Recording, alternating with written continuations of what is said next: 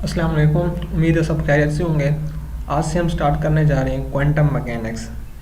देखते हैं quantum mechanics की क्यों ज़रूरत पेश आई और इसकी बेसिक वजह क्या थी। सबसे पहले हम देखेंगे क्लासिकल और क्वांटम के दरमियान डिफरेंस, कि क्वांटम से पहले क्लासिकल थी वो किस चीज़ के बारे में स्टडी करती थी और क्वांटम में किन चीज़ की हमारे पास स्टडी हुई। क्लासिकल में देखते हैं सबसे पहले हमारे पास तीन इराज आते हैं। इसमें हमारे पास न्यूटन हो गया, इलेक्ट्रोमैग्नेटिक थ्योरी का कंसेप्ट और हीट एंड थर्मोडायनामिक्स का कंसेप्ट। न्यूटन में हम मिडल साइज ऑब्जेक्ट और मैकेनिक्स वगैरह को स्टडी करते हैं। इलेक्ट्रोमैग्नेटिक थ्योरी में हम लाइट वेव्स और इलेक्ट्रोमैग्नेटिक वेव्स के अंदर गॉस, फैराडेज और मैक्सवेल की इक्वेशन को स्टडी करते हैं। और थर्ड हम हीट एंड थर्मोडायनामिक्स को हम क्लासिकल में भी स्टडी करते हैं। जबकि क्वांटम मैकेनिक्स इसका आगाज़ आइंस्टाइन ने जब अपना एक पहला पेपर पब्लिश करवाया at the age of 16 years. जो उन्होंने पहला पेपर पब्लिश करवाया वो था स्पेशल थ्योरी ऑफ रिलेटिविटी के ऊपर। तो हम दोनों की हम लिमिटेशन देख लेते हैं कि क्लासिकल के मुताबिक जो हमारे पास बेसिकली टाइम है वो एक एब्सोल्यूट क्वांटिटी है, लेकिन क्वांटम के मुताबिक टाइम हमारे पास इज़ नॉट एब्सोल्यूट क्वांटिटी, एक एब्सोल्यूट क्वांटिटी नहीं है। और क्लासिकल हमारे पास फ्यूचर को प्रिडिक्ट कर सकता है, डिस्क्राइब कर सकता है कि हमारे पास अगर एक चीज़ एक घंटे में इतना ट्रेवल कर रही है तो दूसरे घंटे में इतना ट्रेवल करेगी। जबकि क्वांटम के मुताबिक हमारे पास हम फ्यूचर को प्रिडिक्ट नहीं कर सकते। यहाँ पर हम बात करेंगे चांसेस की, कि अगर एक चीज़ एक घंटे में इतना ट्रेवल कर रही है तो अगले घंटे में इतना ट्रेवल कर सकती है, इसके इतने चांसेस हैं, प्रोबेबिलिटी है, प्रोबेबिलिटी डेंसिटी है। तो इस चीज़ को हम बेसिकली स्टडी करते हैं। तो हम तो कह सकते हैं कि हम स्टडी करते हैं एटॉमिक एंड सब एटॉमिक पार्टिकल्स में क्वांटम मैकेनिक्स में। तो इसमें हम डिफाइन करते हैं क्वांटम मैकेनिक्स की the study of the nature by concerning with atomic और सब एटॉमिक पार्टिकल्स। एटॉमिक और सब एटॉमिक पार्टिकल की स्टडी, उनकी फितरत को जो हम देखेंगे वो किस में देखेंगे, क्वांटम मैकेनिक्स में देखेंगे। According to quantum mechanics there is a microscopic word in the world of eternity, कि हमारे पास इस माइक्रोस्कोपिक वर्ड जो हमारे पास लिटिल ऑब्जेक्ट्स की दुनिया है, इसके अंदर एक फर्दर वर्ड है जिन्हें हम स्टडी करेंगे as small objects. Small object को हमने यहाँ पर टू हिस्सों में डिवाइड किया है, एक हमारे पास एटॉमिक है, दूसरा हमारे पास सब एटॉमिक है। अब इसमें एटॉमिक और सब एटॉमिक में देखेंगे कि there are two views regarding both particle and waves, कि हमारे पास पार्टिकल, कोई भी पार्टिकल ऑब्जेक्ट होगा उसके दो पहलू होंगे हमारे पास, वो एज अ पार्टिकल भी होगा, एज अ वेव भी होगा। Following are not explained by classical mechanics, इनको क्लासिकल मैकेनिक्स डिस्क्राइब नहीं कर पाई थी, एक्सप्लेन नहीं कर पाई थी। इस वजह से हम फ्यू क्वांटम मैकेनिक्स की हेल्प लेते हैं। तो अब हम दोनों टॉपिक्स को देखेंगे as compared to classical and quantum mechanics. First हमारे पास particle view nature of radiation है, सेकंड हमारे पास वेव नेचर ऑफ पार्टिकल है। तो हम दोनों को ऐसा देखेंगे कि क्वांटम में कैसे मूव करते हैं या कैसे स्टडी करते हैं और क्लासिकल में कैसे स्टडी करते हैं। तो फर्स्ट हमारे पास है पार्टिकल नेचर ऑफ रेडिएशन। तो first particle view of radiation is explained by the black body radiation. जो पहला कंसेप्ट हुआ था कि हमारे पास कोई पार्टिकल मूव करता है एज अ रेडिएशन, या कोई हमारे पास रेडिएशन है वो कंसिडर की जाती है एज अ पार्टिकल, वो हमारे पास एक्सप्लेंड हुआ था ब्लैक बॉडी रेडिएशन से, जिसमें हम एक ग्राफ लेते हैं वेवलेंथ और एनर्जी के दरमियान रिलेट करने के लिए। यहाँ पर हम कहते हैं कि हमारे पास जो लैम्डा मैक्स है wavelength that shows a maximum wavelength intensity, कि अब जैसे जैसे हमारे पास इंटेंसिटी बढ़ती जाती है वैसे वैसे हमारे पास वेवलेंथ बढ़ती जाती है।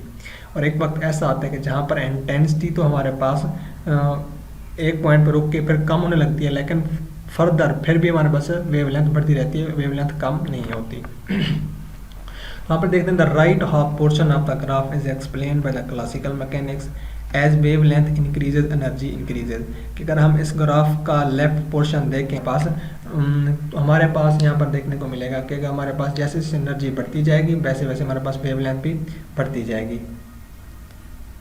But classical mechanics fail to explain the left drop in energy intensity while the wavelength is still increases. अब यहाँ पर थोड़ी सी मिस्टेकन ये हो रही है कि हमारे पास जो लेफ्ट पोर्शन राइट पोर्शन है यहाँ पर क्या है, बेसिकली मान लिया सो यहाँ पर ये लेफ्ट पोर्शन होगा, जैसे जैसे एनर्जी बढ़ रही है वैसे वैसे वेव लेंथ भी बढ़ रही है। अब जो राइट पोर्शन होगा हमारे पास, इसको एक्सप्लेन नहीं कर पाई थी classical mechanics. In energy density while energy is still increases, कि हमारे पास यहाँ पर अब एनर्जी बेसिकली कम हो रही है, ऐसे ऐसे डिक्रीज हो रही है, लेकिन वेवलेंथ फिर भी अभी हमारे पास इंक्रीज हो रही है।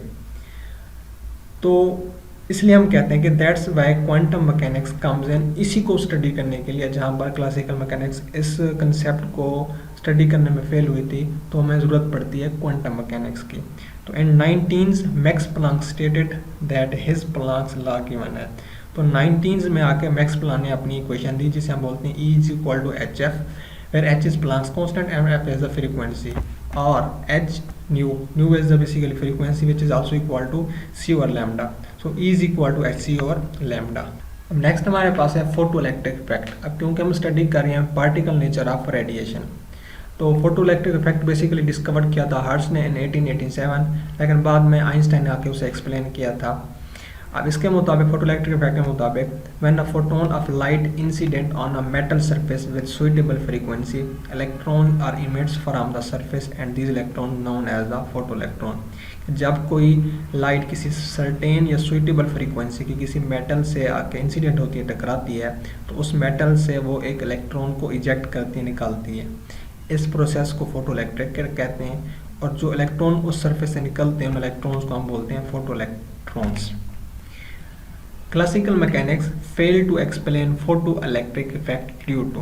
अब classical mechanics basically black body radiation और साथ में हमारे पास फोटो इलेक्ट्रिक इफेक्ट में जो फेल हुई थी उसकी बेसिक रीजनिंग ये थी हमारे पास कि अगर हमारे पास फोटो इलेक्ट्रिक इफेक्ट में हम ग्राफ लें between photo current, electric photo current and frequency के दरमियान, तो अगर हम यहाँ पर देखें कि हमारे पास दो लाइट हैं जो कि डिफरेंट इंटेंसिटी के हैं, हमारे पास सेम कलर की मिल रही है, सेम उनकी फ्रीक्वेंसी आ रही है, और साथ में अगर हम दो डिफरेंट फ्रीक्वेंसी की वेव्स लें, उनकी सेम इंटेंसिटी आ रही है, तो ये दोनों एक दूसरे में कैसे पॉसिबल हो सकते हैं। तो देखते हैं कि increase the intensity of A monochromatic light increase the photo electric current, कि अगर हम किसी भी लाइट की इंटेंसिटी को इंक्रीज करेंगे तो उसको फोटो इलेक्ट्रिक करंट भी क्या होगा, इंक्रीज होगा। It does not increase the kinetic energy of electron which is classical description. अगर हम उसकी इंटेंसिटी को इंक्रीज करेंगे तो फोटो इलेक्ट्रिक करंट तो इंक्रीज होगा, लेकिन उसकी काइनेटिक एनर्जी के ऊपर कोई फर्क नहीं पड़ेगा, जो कि क्लासिकल की डिस्क्रिप्शन में आया हुआ है। नेक्स्ट हमारे पास है keeping the intensity of same to light with different frequencies the emitted electron will have different kinetic energy, कि अगर हमारे पास दो लाइट हैं जिनकी फ्रीक्वेंसी तो डिफरेंट है, लेकिन हमारे पास उनकी फ्रीक्वेंसीज वो हमारे पास होंगी विद डिफरेंट फ्रीक्वेंसी, उनकी जो इंटेंसिटी होगी वो हमारे पास क्या होगी, सेम होगी। So further this experiment prove particle nature of radiation. इसके अलावा और भी एक्सपेरिमेंट हैं, जैसा कि कंपाउंड इफेक्ट हो गया, पेयर प्रोटेक्शन हो गया हमारे पास, वो पार्टिकल नेचर ऑफ रेडिएशन को स्टडी करता है या उसको एक्सप्लेन करता है। नेक्स्ट हम देखते हैं wave nature of particle. Wave nature of particle में जो हमारे पास वेव होती हैं एसोसिएट होती हैं मैटर वेव के साथ। The wave associated with matter waves de Broglie first stated it as. अब इसके मुताबिक जो साइंटिस्ट पहले आया था वो डी ब्रोगली था, जिसने एज ए वेव नेचर का कंसेप्ट दिया था किसी भी पार्टिकल का। So lambda is equal H over P is equal to M P. तो इसकी इक्वेशन हमारे पास lambda is equal to H over M B. इसके बाद हमारे पास डेविसन जर्मन एक्सपेरिमेंट है, वो भी वेव नेचर ऑफ पार्टिकल को ही स्टडी करता है, एक्सप्लेन करता है। It proves that electron shows the wave nature, और ये भी हमें इसी बात का प्रूव करता है कि जो इलेक्ट्रॉन है उसकी जो नेचर है वो एज ए वेव है। तो वेव इक्वेशन के लिए हम जो इक्वेशन लिखते हैं वो रो और psi is equal to A naught into sine into omega T plus five, where A naught is the amplitude and sine omega T plus five is the wave function. So अब classical mechanics में हम कुछ formulas का use करेंगे, जिसमें हमारे पास कुछ formula ये हैं। V is equal V naught sine into omega T plus five. ऐसी वोल्टेज वेव के लिए हम यूज़ करते हैं आमतौर पर E is equal to energy for energy naught sine into omega T plus five. I is equal to for current wave I naught sine omega T plus five. And X for amplitude X is equal to for position और probability is equal to x not into x not sine omega T plus five.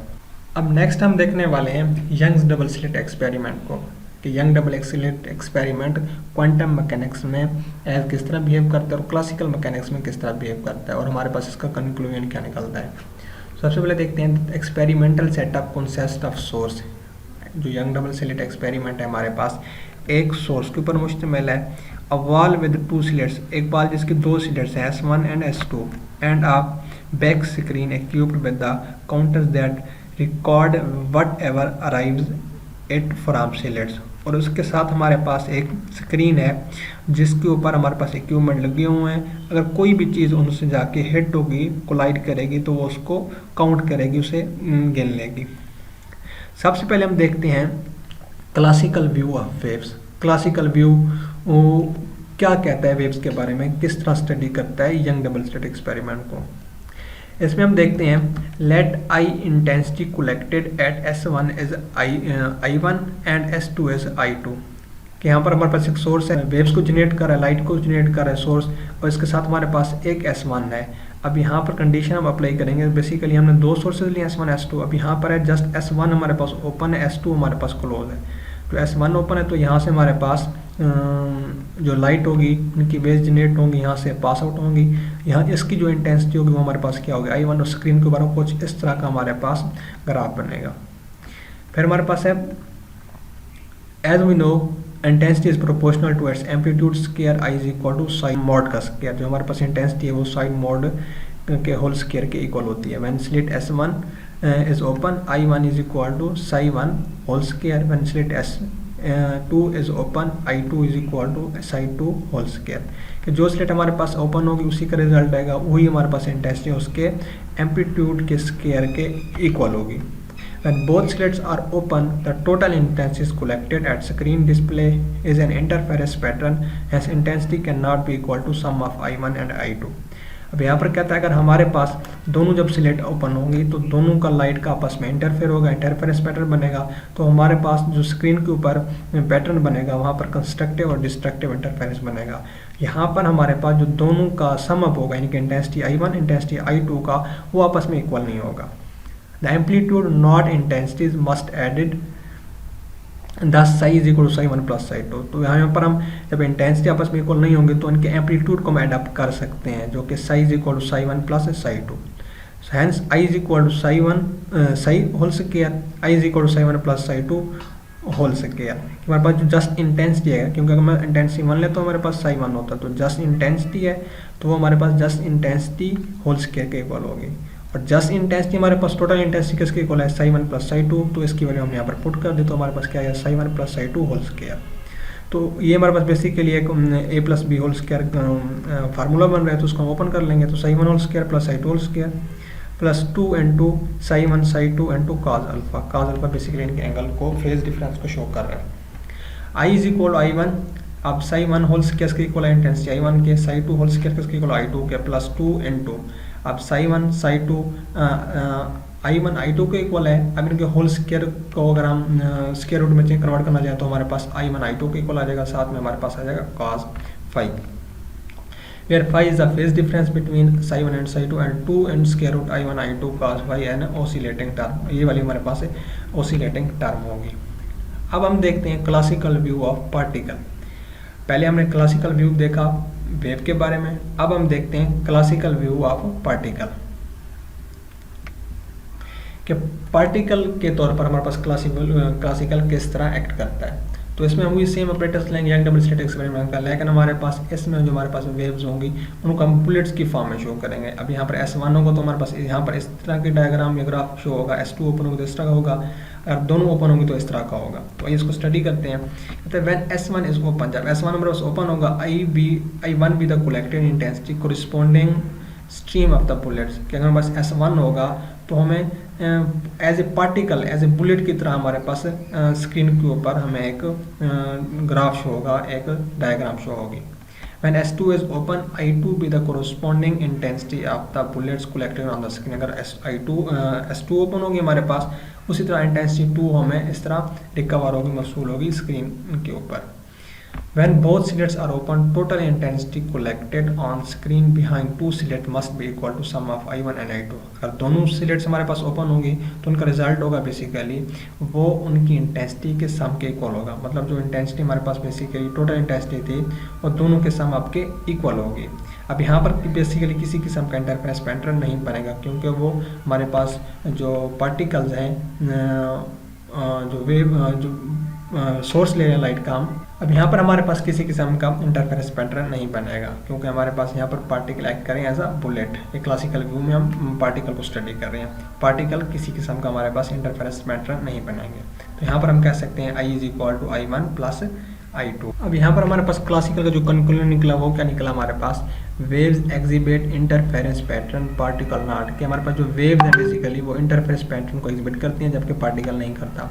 और non interacting stream of particle intensities are added, अगर हम study करे होंगे as a bullets के तौर पर तो वहाँ पर इंटेंसिटी हमारे पास एडेड होंगी। For interfering waves their amplitudes are added not their intensity, अगर हम इंटरफेरेंस को स्टडी करेंगे यहाँ पर मतलब क्लासिकल एज ए वेव की बात करेंगे तो वहाँ पर हम उनके एम्पलीट्यूड्स को ऐड करेंगे ना कि उनकी इंटेंसिटीज़ को।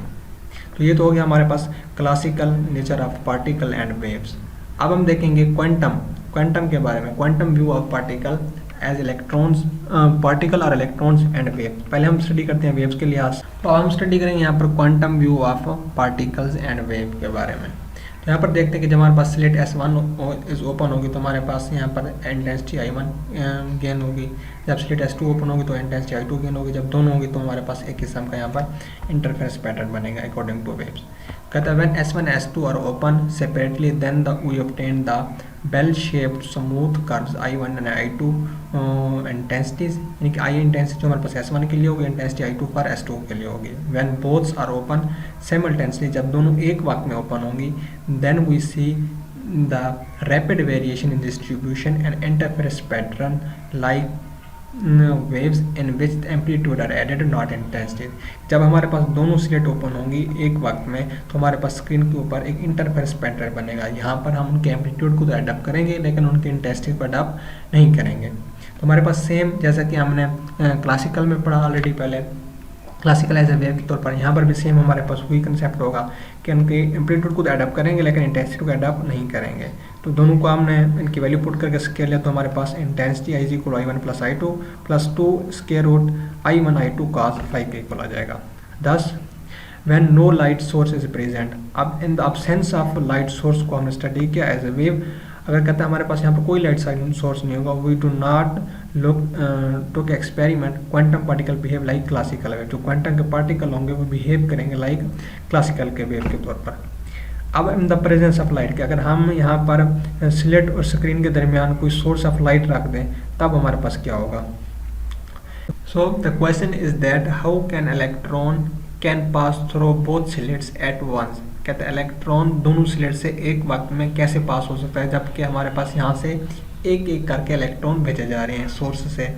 सेम रिजल्ट्स आर ऑब्टेन, तो हमारे पास सेल्स रिजल्ट यहाँ पर मिलेगा जैसा कि हमारे पास क्लासिकल में है। To see through which slit electron is passing we should place a strong light source, इसको चेक करने के लिए कि किस स्लिट से पहले इलेक्ट्रॉन्स पास आउट हो रहा है तो उसके लिए हमने एक स्ट्रॉन्ग लाइट सोर्स को यहाँ पर प्रेजेंस करना है near slit S। So whenever electron passes through the either of the slit, हमने स्क्रीन और स्लिट के दरमियान में एक लाइट सोर्स को यहाँ पर इमिट किया या प्रेजेंस कर दिया, रख दिया, ये चेक करने के लिए कि कौन सी स्लिट से इलेक्ट्रॉन पहले पास आउट हो रहा है। So whenever electron passes through either of the slit due to the click as well as flash near either S1 और S2 but never near both at, कहता है अगर हमारे पास जो ही इलेक्ट्रॉन या तो S1 से पास होगा या फिर S2 से पास होगा, जो ही पास होगा वो जो ही इसके एंटर होगा तो हमारे पास एक फ्लैश प्रोड्यूस करेगा, एक चमक प्रोड्यूस करेगा। बिकम इलेक्ट्रिक चार्ज स्कैटर, वजह उसकी क्या होगी हमारे पास जब वो कोलाइड करेगा जाके स्क्रीन से, वो उसके चार्ज की वजह से एक अपने इलेक्ट्रिक चार्ज की वजह से एक फ्लैश को प्रोड्यूस करेगा। After recording various counts with both slits open the found that interference pattern disappear and distribution, जब इस चीज़ को हम देखेंगे कि हमारे पास जब हम उसको देखेंगे कि हमारे पास पार्टिकल मूव कर रहा है तो उसे हम कंसीडर करेंगे एज ए पार्टिकल, जब हमें जो कि फ्लैश भी प्रोड्यूस करेगा, जब हमारे पास डिटेक्शन में नहीं आएगा तो उसको हम कंसीडर करेंगे एज ए वेव के तौर पर। कहते हैं अगर इस तरह का पैटर्न बनेगा कि हमारे पास फ्लैशेस लाइट प्रोड्यूस हो जाएंगी वहाँ पर तो हमारे पास जो इंटरफेरेंस का पैटर्न है वो डिसअपेयर हो जाएगा। And distribution is similar to that classical bullet. जो इसकी डिस्ट्रीब्यूशन होगी वो बिल्कुल सेम होगी जैसा कि हमारे पास क्लासिकल बुलेट में थी। क्लासिकल बुलेट में हमने इंटेंसिटी तो आपस में अडॉप्ट किया था, लेकिन एम्पलीट्यूड वहाँ पर सेम ना थे। तो I is equal to I1 plus I2। The phenomena happens because light consist of the beam of particle. ये फेनोमेना क्यों वजूद में है कि हमारे पास जो बेसिकली लाइट है वो कंसिस्ट है बीम ऑफ पार्टिकल्स के ऊपर called photons. Whenever we look at experiment of photon strike with electron, जब लाइट का एक फोटोन इलेक्ट्रॉन से स्ट्राइक करता है revealing the particle aspect of electron, तो वो इलेक्ट्रॉन को एज अ पार्टिकल के तौर पर दिखाता है हमें जब उसको हम रिवील करते हैं। 10 particle electron each the screen and pattern like classical bullet obtain. तो वो हमारे पास जो उसको जब डिटेक्ट कर लेते हैं वो एक्ट करता है एज अ पार्टिकल के तौर पर और बिहेव करता है एज अ क्लासिकल बुलेट के तौर पर, जिसमें हमने इंटेंसिटी को अडॉप्ट किया था। अब हम देखते हैं कि if we use light source dim enough not to disturb the state of the electron we still observe the flashes of same size but only in every while. कहते हैं अगर हम लाइट सोर्स को रिड्यूस कर दें तो dim कर दें तो हमारे पास जो फ्लैशेस होंगी वो तो कम हो जाएंगी, लेकिन जो उनकी काइनेटिक एनर्जी उनके ऊपर कोई डिफरेंस नहीं पड़ेगा। So there are 2 consequences of this experiment. तो हमने यहाँ तक जो किया उसके 2 नतीजे निकले। क्या? When we see the electron we see the flashes as well as hear the counts and classical bullet like pattern is obtained. कि जैसे हम किसी फ्लैश को देखते हैं तो हमारे पास फ्लैश उस स्क्रीन से उस इलेक्ट्रॉन के एटॉमिक चार्ज की वजह से प्रोड्यूस होती है, तो हमें उसके साथ हमें काउंट होता है कि हमारे पास यहाँ से कोई पार्टिकल मूव करके गया है, मतलब रिडक्शन होती है, तो वो बिहेव करता है एज अ क्लासिकल बुलेट के तौर पर, यानी कि पार्टिकल के तौर पर बिहेव करेगा। When we do not see the electron, it just hair counts and see node flashes as classical wave। अगर हम उसको डिटेक्ट नहीं कर पाएंगे, उसके फ्लैशेस को नहीं देख पाएंगे, तो वो हमारे पास इलेक्ट्रॉन्स होगा वो बिहेव करेगा ऐसे क्लासिकल वेव के तौर पर लाइक पैटर्न इज ऑब्जर्व। जो हमारे पास पैटर्न बनेगा वो भी एज ए क्लासिकल वेव के तौर पर होगा। कि अगर हमारे पास कोई पार्टिकल होगा जिसको हम डिटेक्ट कर लेंगे, किसी फ्लैशेस को जो पार्टिकल स्लिट में से गुजर रहेंगे उनको हम स्टडी करेंगे एज ए पार्टिकल के तौर पर, जो हमें डिटेक्ट नहीं हो पाएंगे उनको हम स्टडी करेंगे एज अ क्लासिकल वेव के तौर पर। सो क्वांटम कंक्लूजन का क्या निकला? This experiment reveals that electron is both particle and wave. कि इलेक्ट्रॉन बेसिकली दोनों बिहेवियर रखता है, पार्टिकल भी और वेव भी। Which respect is reveal depend upon the type of observation. ये डिपेंड करते हैं हमारी ऑब्जर्वेशन के ऊपर कि हम उन फ्लैशेस को, इलेक्ट्रॉन की फ्लैशेस को ऑब्जर्व कर पा रहे हैं या नहीं कर पा रहे हैं। If we want to see to electron as particle, it will have like particle। अगर हम उनको डिटेक्ट कर पाते हैं, देख पाते हैं उनकी फ्लैशेस को, तो जो इलेक्ट्रॉन होगा वो एक्ट करेगा एज पार्टिकल के तौर पर और vice versa. But point is that aspects are necessary for complete description of the matter. कि इन दोनों जो हमारे पास कंसेप्ट है पार्टिकल का और वेव का, जब दोनों को हम कम्प्लीटली डिस्क्राइब कर पाते हैं तो ये हमारे पास कहलाता है प्रिंसिपल ऑफ कंप्लीमेंट्री। तो यहाँ तक है आज का हमारा टॉपिक। उम्मीद है आपको समझ आ गया होगा। नेक्स्ट हम करेंगे हाइजेनबर्ग अनसर्टेनिटी प्रिंसिपल।